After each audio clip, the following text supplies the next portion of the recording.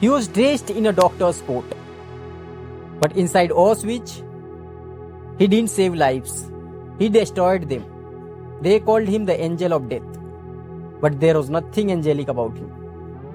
With just a flick of the hand, he chose who'd live and who'd die. He was Joseph Mengele, a trained doctor, well-spoken and oddly charming to some. But behind the tidy appearance was something terrifying. At Auschwitz, he was not treating patients. He was running experiments. Twins, pregnant women, disabled children.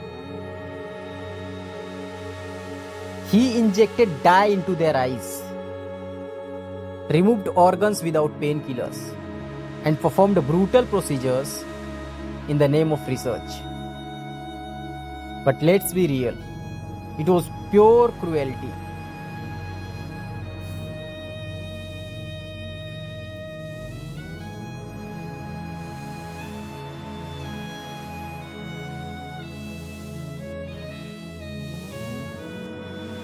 In 1945, the Nazis lose, trials begin. War criminals are hunted down, but Mengele slips through the cracks with false papers and help from Nazi sympathizers. He escapes to Italy, then boards a ship bound for Argentina. New country, new identity, but the same cold-hearted man.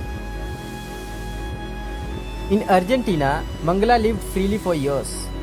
He worked in business, sold medical equipment, even practiced medicine under a fake name. No one stopped him. No one came knocking. Later he moved to Paraguay, then Brazil. Each time someone got close, he vanished again. He was not just hiding, he was living while millions mourned his crimes. In 1979, Mengele was swimming at the beach in Brazil.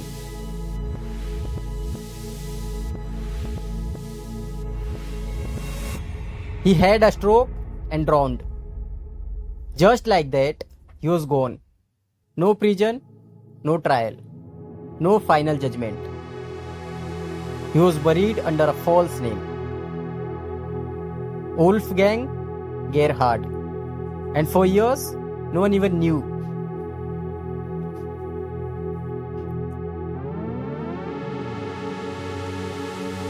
In 1985, investigators finally reach the grave. They dig, they test, and the truth surfaces. It was Mengele all along. Dead, gone, but never punished. Today, some of his inhuman research still exists in archives. Not because it was valuable, but because it was real. He measured pain. He timed death. He recorded the suffering of those who had no voice. And it leaves us with one disturbing question. Should science ever benefit from suffering? Should knowledge built on pain be used at all? Where do we draw the line between progress and basic humanity? Because for some people, those experiments were not just files. They were brothers, sisters, sons, children who never got to grow up. And all they left behind were numbers on a page. Stay curious, stay safe. This is the Unseen Mic, no face, just facts.